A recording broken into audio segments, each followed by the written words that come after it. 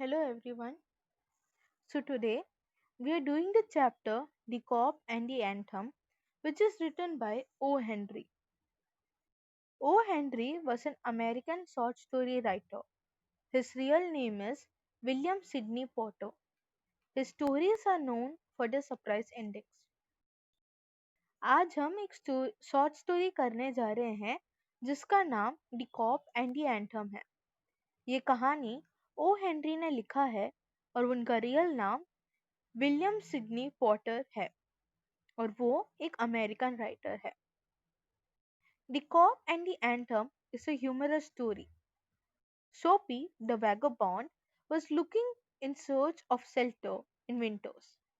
He was a jobless and a homeless man. Furthermore, Soapy became restless due to approaching winters. As such, Soapy wanted shelter and a Blackwell Island prison came to his mind. Consequently, he tried to get arrested for the winter season duration. ये कहानी एकदम हंसाने वाली कहानी है। जो main character है उसका नाम सोपी है और वो एक वेगाबाउंड है। मतलब वो एक जगह से दूसरी जगह घूमता रहता है और उसके पास रहने के लिए रहने के लिए कोई घर नहीं है। इस कहानी में विंटर्स का समय चल रहा है तो सोपी अपने रहने के लिए जगह ढूंढ रहा है। उसके पास ना कोई घर है ना कोई काम। ठंडी का मौसम आते ही उससे बेचैनी होना शुरू हो जाता है और फिर उसे ब्लैकविल आइलैंड प्रिजन की याद आ जाती है।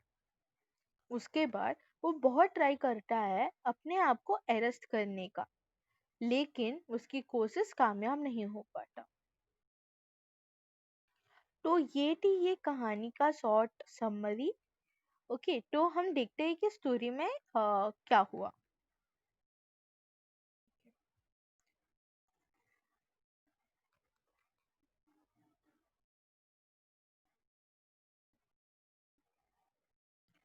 Soapy left his bench and strolled out of the square and across the level sea of asphalt where Broadway and Fifth Avenue flowed together. Up Broadway he turned and stopped at a luxurious cafe. Soapy had confidence in himself from the lowest button of his vest upward. He was shaven and his coat was trim and his neat black bow had been presented to him by a lady missionary on Thanksgiving Day. If only he could reach a table in the restaurant unsuspected, success would be his. The portion of him that would show about the table would raise no doubt in the waiter's mind.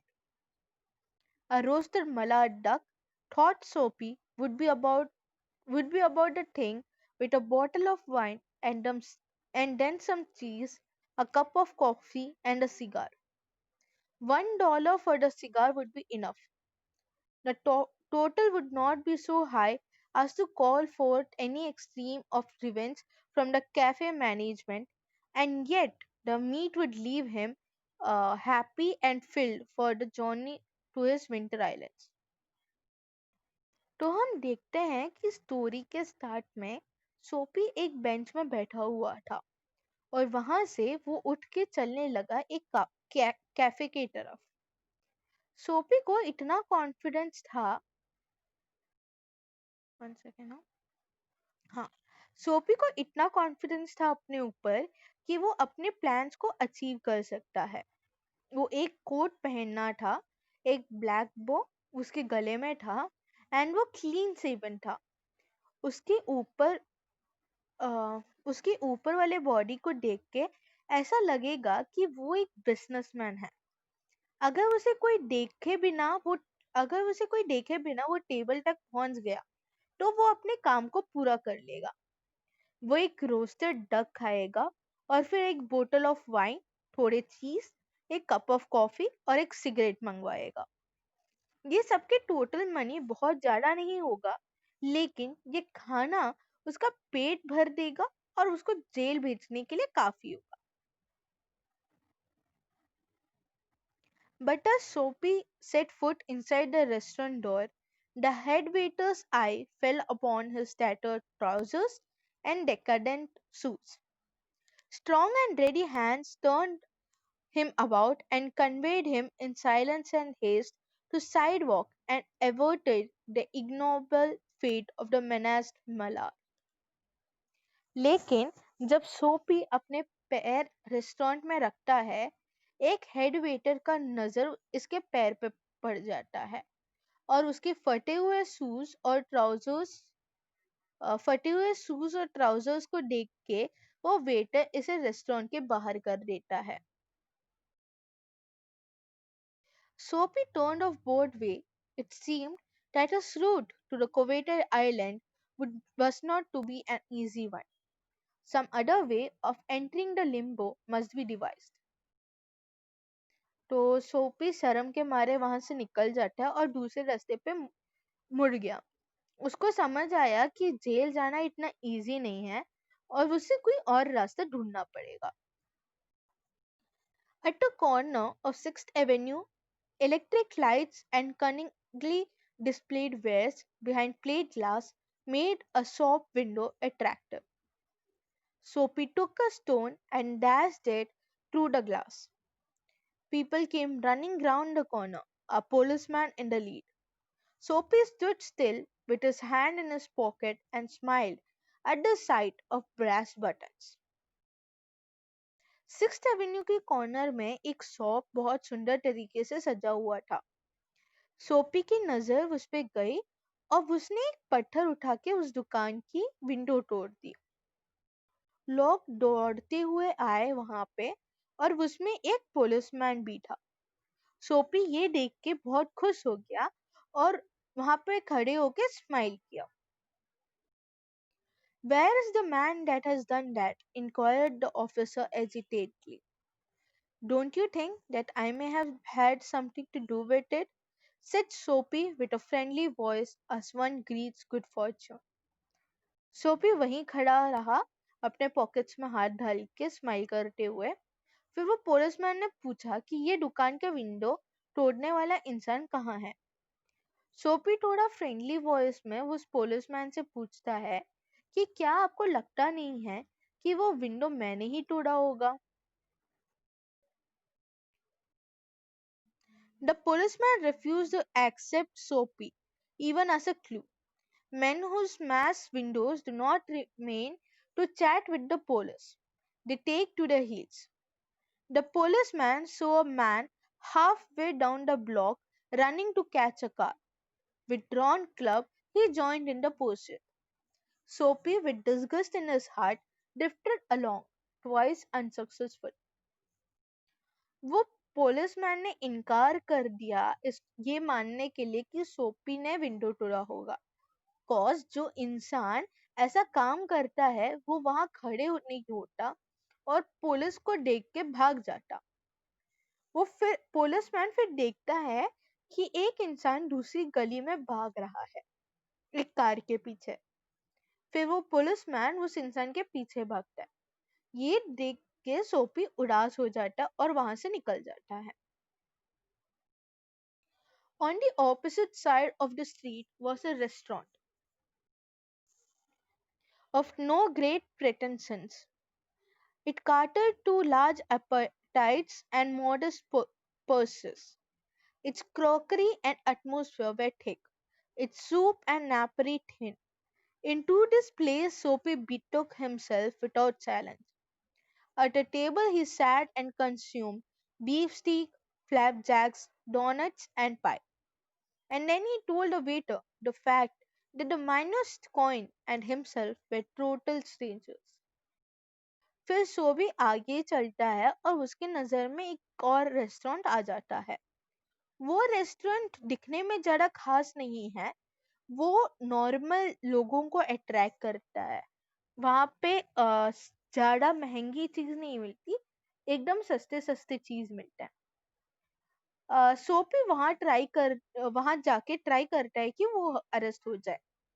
वहां जाके उसने अपने लिए एक beef स्टीक, फ्लैपजैक्स, donuts और एक पाई order कर लिया. वो खाने के बाद उसने एक वेटर को बताया कि उसके पास मनी नहीं है और वो और पैसे एकदम स्ट्रेंजर्स है एक दूसरे के साथ. Now get busy and call a cop, said Soapy, and don't keep a gentleman waiting. No cop for you, said the waiter with a voice like buttercakes and an eye like the cherry in a Manhattan cocktail. He कौन? आप जाके police को बुलाओ. तो वो waiter सोपी कहता है कि आप जाके एक पुलिसमैन को बुला लो. तो वेटर बोलता है कि तेरे लिए कोई कॉप की जरूरत नहीं है, ये मैं खुद हैंडल कर सकता हूँ. और फिर उसने अपने एक हेल्पर को बुलाया. Neatly upon his left ear on the callous pavement, two waiters pitched Soapy. He arose, joint by joint, as a carpenter's rule opens, and dusted his clothes. Arrest seemed now but an elusive dream. The island seemed very far away. A policeman who stood before a drugstore 2 doors away laughed and walked down the street. तो वे waiter बोलते कि ये मैं खुद handle कर सकता हूँ. फिर उसने अपने एक हेल्पर को बुलाया और दोनों ने उसके कान पकड़ के उसको होटल के बाहर फेंक दिया. वो वहां से उठा और अपने कपड़े डस्ट किए. उसे अपने अरेस्ट होने का चांसेस बहुत कम दिखने लगा. बहुत रात हो गई और वो जगह से सब घर चले गए. एक पुलिसमैन जो दो दुकान बाजू में खड़ा हुआ था, वहां पे हंसा, उसकी कंडीशन को देख के हंसा और वहां से चला गया. Soapy was seized with a sudden fear that some dreadful enchantment had rendered him immune to arrest. He was in a state of panic, and when he came upon another policeman longing grandly in front of a glittering theatre, he caught at the immediate straw of disorderly conduct. सोपी को डर लगने लगा कि उसे कोई arrest नहीं करेगा और उसे ठंडी में कोई घर नहीं मिलेगा. वो पैनिक करने लगा और तभी वहां उसे एक पुलिसमैन दिखा, एक थिएटर के सामने. वो पुलिसमैन को देख के ये एक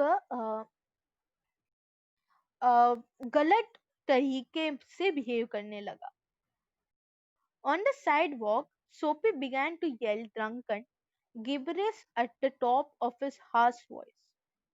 He danced, howled, raved, and otherwise disturbed the sky.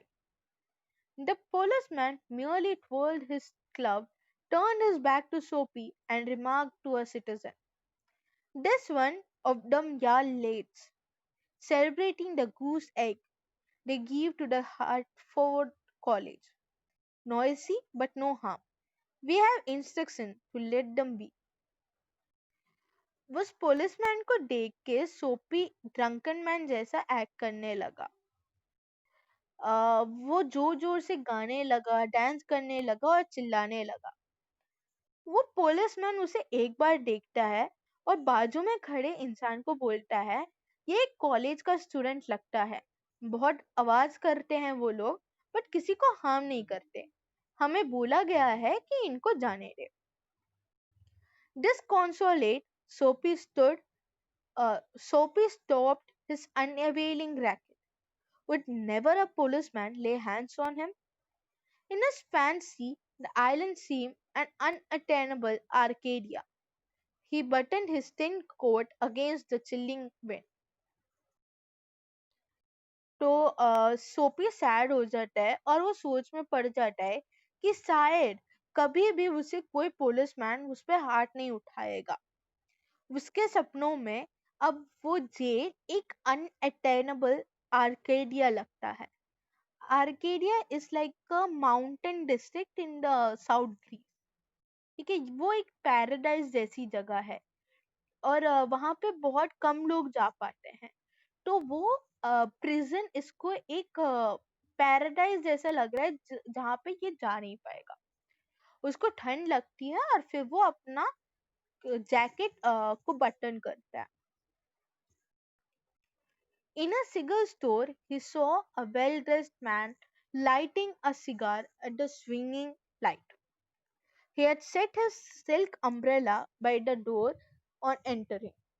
Soapy stepped inside, grabbed the umbrella, and sauntered off with it slowly. The man at the cigar lightly followed has at the cigar light followed hastily. फिर वो चलता गया और वो देखता है कि एक सिगरेट बेचने वाले दुकान में एक इंसान खड़ा हुआ है और उसने डोर के पास अपनी सिल्क की अम्ब्रेला रखी हुई है। सोपी ये देख के वो अम्ब्रेला लेके वहां से निकलता है। ये देख के वो इंसान इसके पीछे पीछे जाता है और उसे रोकने की ट्राई करता है। My umbrella, he said sternly. Oh, is it?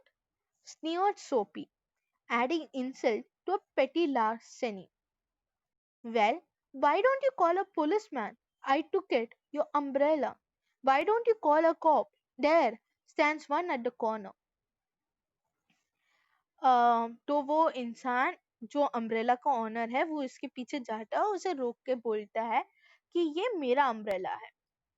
तो सोपी उसका मजाक उड़ाते हुए बोलता है, ओ सही में ये तुम्हारी अम्ब्रेला है? अच्छा, तो तुम एक काम करो, पुलिस वाले को बुला लो। ये तुम्हारा है ना, तो पुलिस वाले को क्यों नहीं बताते? देखो, एक पुलिस वाला वहां खड़ा है। The umbrella owner slowed his steps. Soapy did likewise, with a premonition that luck would again run against him. The policeman eyed at the two curiously. Of course, said the umbrella man. Well, you know how these mistakes occur if it is your umbrella.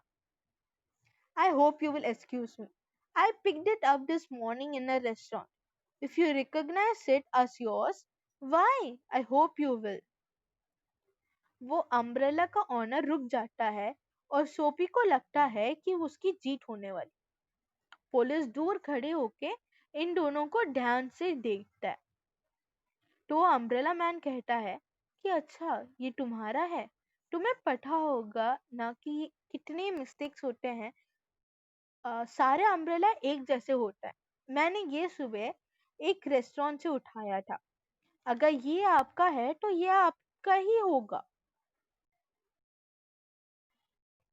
Of course it is mine, said Soapy savagely.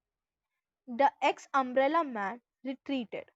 The policeman hurried to assist a tall blonde in an opera cloak across the street in front of a streetcar that was approaching 2 blocks away.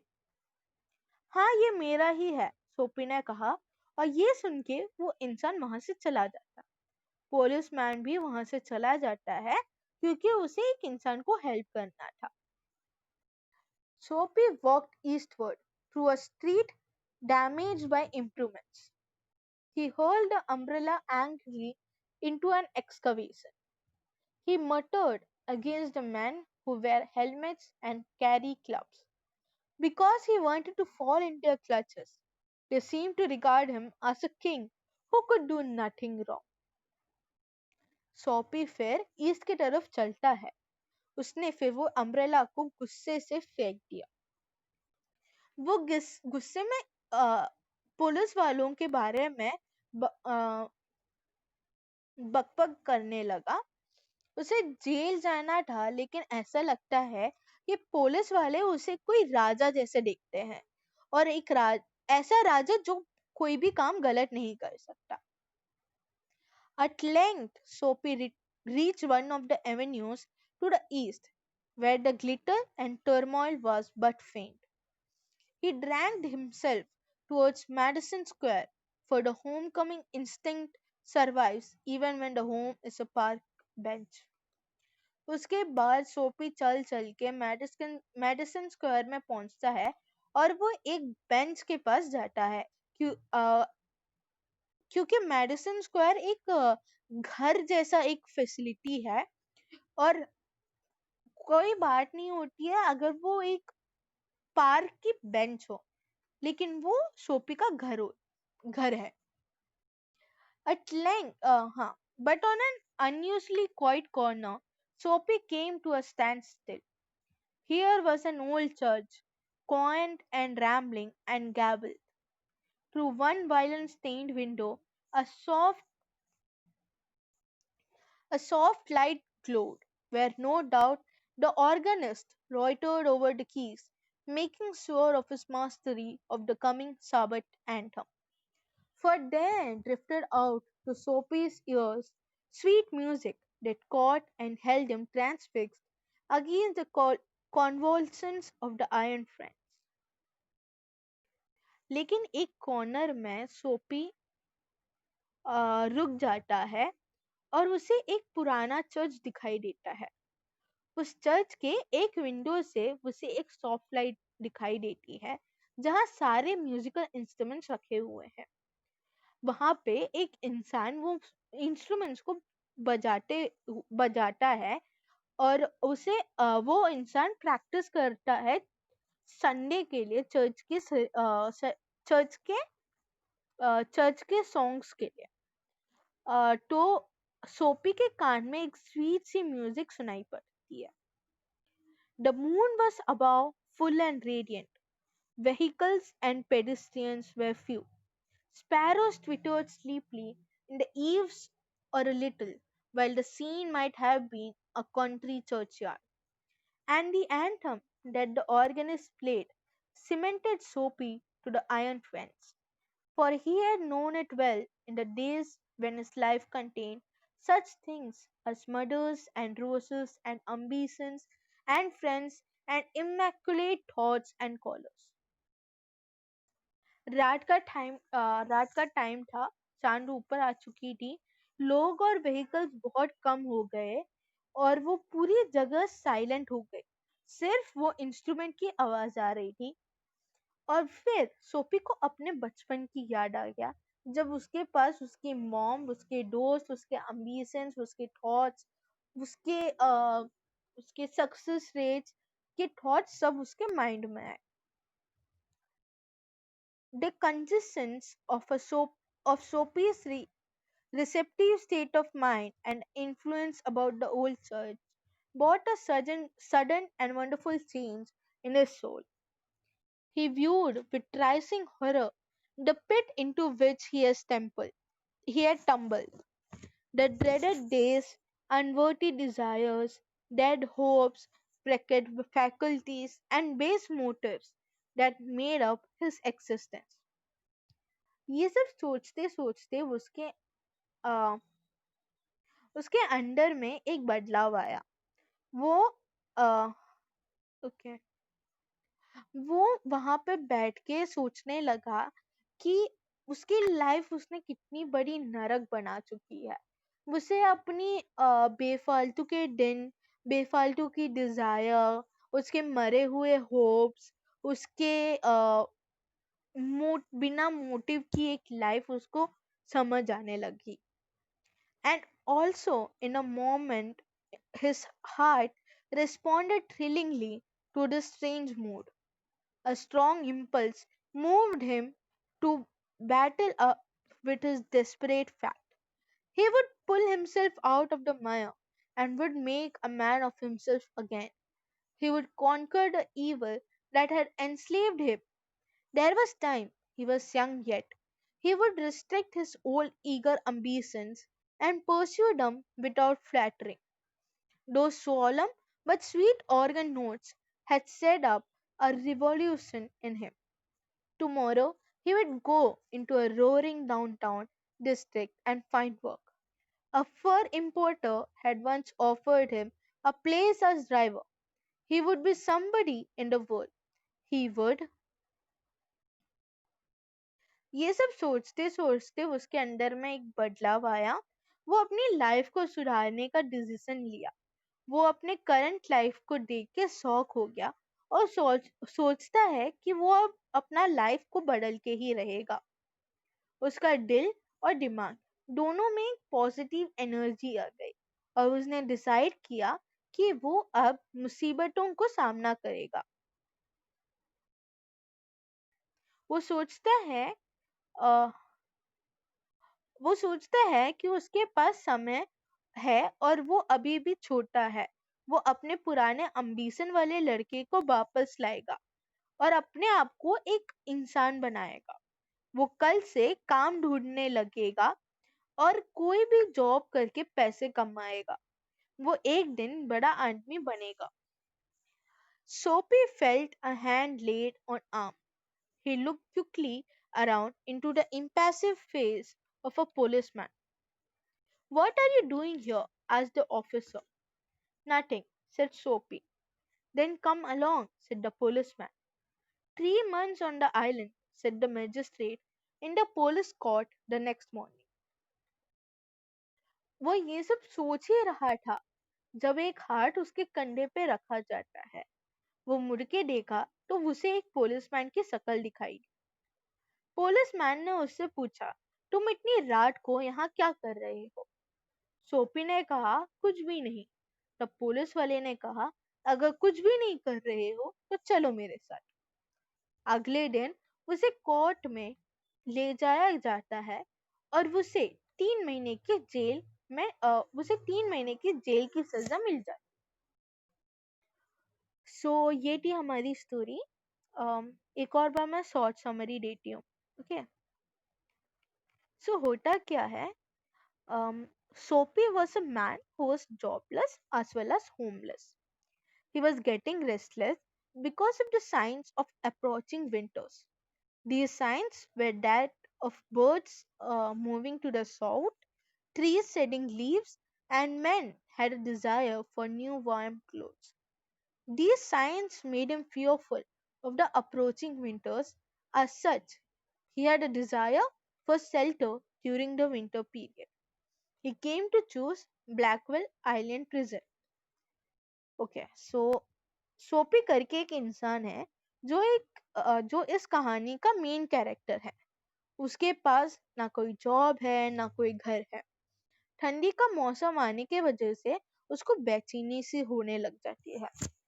Birds south की तरफ उड़ के जा रहे हैं। Trees से leaves गिर रहे हैं। लोग गर्म कपड़े पहनने लग गए हैं। ये सब देख के उसे डर लगने लग गया कि वो विंटर में कहाँ जाएगा और कहाँ रहेगा। ये सोचते सोचते उसके दिमाग में ब्लैकवेल आइलैंड का प्रिजन की याद आ गया। Soapy then made attempts to get himself arrested. His first plan was to eat at a fine restaurant and then say that he had no money. Soapy thought that this would send him to Blackwell's prison for 3 months. With this plan in mind, Soapy came to a restaurant where only the wealthy people came every evening. The head waiter saw the broken shoes of Soapy and forced him out. Hence, his first attempt was a failure. Soapy, एक second.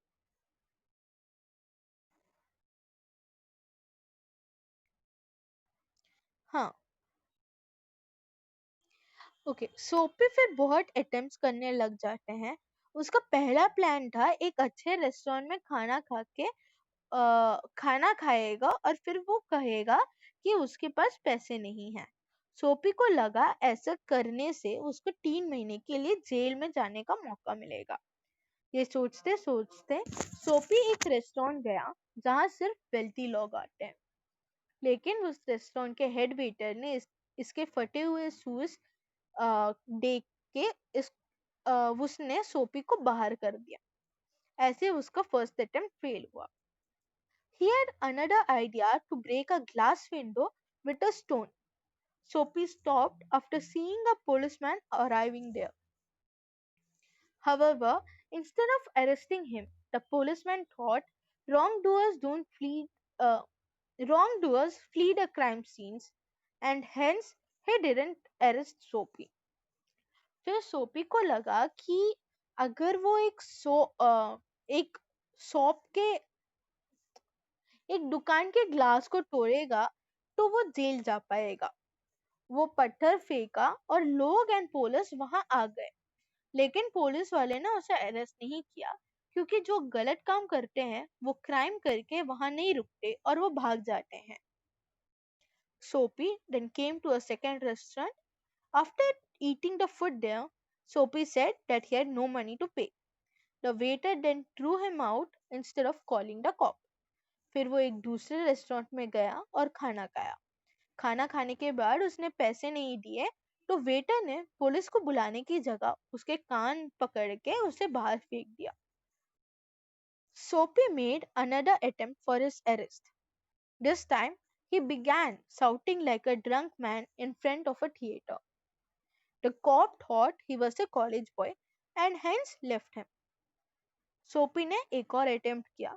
इस बार वो एक शराब पिए हुए इंसान के जैसे चिल्लाने लगा, लेकिन पुलिस वालों को लगा कि वो एक कॉलेज बॉय है, इसलिए उसे छोड़ दिया। Soapy then saw the umbrella of a man buying a newspaper. He then came to a decision of stealing it. Soapy then took the umbrella and the man kept following him. Soapy then told him to call the cop who was standing at the corner. The man refused to call the cop because he himself had stolen the umbrella. सोपी को फिर एक इंसान दिखता है जो umbrella के साथ घूम रहा है और उसने सोचा कि वो अम्ब्रेला चोरी करेगा तो वो जेल जा सकता है। तो वो जाके वो अम्ब्रेला उठाया और वहां से चलने लगा। वो दूसरे इंसान इसका पीछा करने लगा तो सोपी ने मुड़ के उसे बोला, अगर ये अम्ब्रेला तुम्हारा है तो तुम वहां खड़े पुलिसमैन को बुला लो। लेकिन उस इंसान ने नहीं किया क्योंकि वो खुद वो अम्ब्रेला चोरी किया था। Soapy then gave up all hopes of getting arrested. Then he stopped at his old child home. Then a sudden change came into his soul. At that moment, Soapy came to a decision of changing his life for the better. He decided to fight the challenges of life. Soapy decided to find work from the very next day. सोपी ने arrest होने के सारे सपने छोड़ दिए। चलते चलते वो एक पुराने चर्च के पास पहुंच जाता है और उसे अपनी बचपन की याद आ जाती है। अचानक से उसने सुधरने का प्लान बनाया और सोचा कि कल से मैं काम में जाऊंगा। Just then a cop came there and he asked Soapy what he was doing there. Soapy then began to argue with him due to his new confidence. However, the cop took him and the judge gave him 3 months of prison sentence on Blackwell Island. तभी एक police वाला आता है और सोपी से पूछता है कि वो क्या कर रहा है। सोपी उससे आर्ग्यू करने लग जाता है। फिर वो पुलिसमैन ने उसे अपने साथ ले जाया और अगली मॉर्निंग उसे जज ने 3 महीने की जेल लाइफ दे दिया। ओके, सो इसमें बहुत 4-5 स्टेप्स हैं। तो पहले क्या होता है कि सोपी एक जगह बैठ के वो सोचता है कि ठंडी का मौसम आ रहा है तो मैं क्या करूं। तब उसे याद आया कि तब वो सोचता है कि उसे प्रिजन में जाके वो उसे 3 महीने की सजा मिल जाएगी तो वो 3 महीने आराम से प्रिजन में बैठ सकता है और ठंडी का मौसम खत्म हो जाएगा। तो उसने बहुत अटेम्प्ट किए अरेस्ट होने के लिए। उसका पहला प्लान था कि वो एक अच्छे रेस्टोरेंट में जाके खाना खाएगा और फिर बोलेगा कि उसके पास पैसे नहीं है। वो ये करने गया लेकिन उस वहां के वेटर ने देखा कि ये सोपी के शूज फटे हुए हैं तो उसको बाहर निकाल दिया। ठीक है, सेकेंड अटेम्प्ट था वो एक दुकान के ग्लास को तोड़ने का प्लान बनाया। उसने पत्थर फेंका और पुलिस वहां आई, लेकिन पुलिस ने उसका अरेस्ट नहीं किया क्योंकि जो गलत काम करते हैं वो वहां क्राइम करने के बाद वहां खड़े नहीं होते हैं और भाग जाते हैं। तीसरा क्राइम उसने ये किया, वो एक और रेस्टोरेंट गया, वहां उसने खाना खाया और पैसे नहीं दिया, लेकिन वहां के वेटर ने पुलिस को बुलाने की जगह उसने उसके कान पकड़े और बाहर फेंक दिया। चौथा अटेम्प्ट ये था कि उसने थिएटर के सामने एक ड्रंकन मैन जैसा बिहेव किया। वो वहां पे नाचना गाना सब किया, लेकिन पुलिस वाले ने सोचा कि ये कॉलेज का बच्चा है और उसे छोड़ दिया। पांचवा अटेम्प्ट ये है कि एक इंसान वहां पे अम्ब्रेला पकड़े सिगरेट की दुकान में गया। वो अम्ब्रेला को नीचे रख दिया और सोपी ने वो अम्ब्रेला चोरी किया।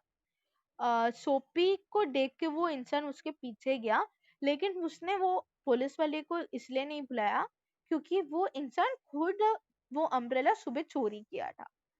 ठीक है, तो 5 अटेम्प्ट उसने किए। उसके बाद वो चलते चलते एक चर्च के सामने आया और उसे अपनी बचपन की याद आ गई। बचपन की मॉम की यादें, उसकी दोस्तों की यादें, उसकी सपनों की यादें। और तब उसने डिसाइड किया कि वो सुधरने वाला है और वो सोचता है कि मैं कल से अब काम में जाऊंगा।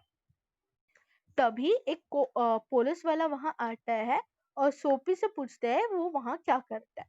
और उसके बाद पुलिस वाले ने उसे, सोपी को अरेस्ट कर लिया। और उसके नेक्स्ट मॉर्निंग जज ने उसे 3 महीने की जेल लाइफ दे दी। ओके, तो ये थी story. The cop and the anthem tell us that in spite of the wrong things we do, there are times when we can realize our wrongdoings and change our life. तो इस कहानी का moral ये है कि चाहे हमारी life में हम जितना भी गलत काम करें, एक दिन ऐसा जरूर आता है जिस दिन हमें हमारी गलतियों की का समझ आ जाता है और हम बदलने का ट्राई करते हैं। ओके, सो यस, स्टोरी खत्म हो गई। अगर कोई भी डाउट हो, कुछ भी हो, प्लीज मैसेज करना और प्लीज ये वीडियो अच्छे से सुनना।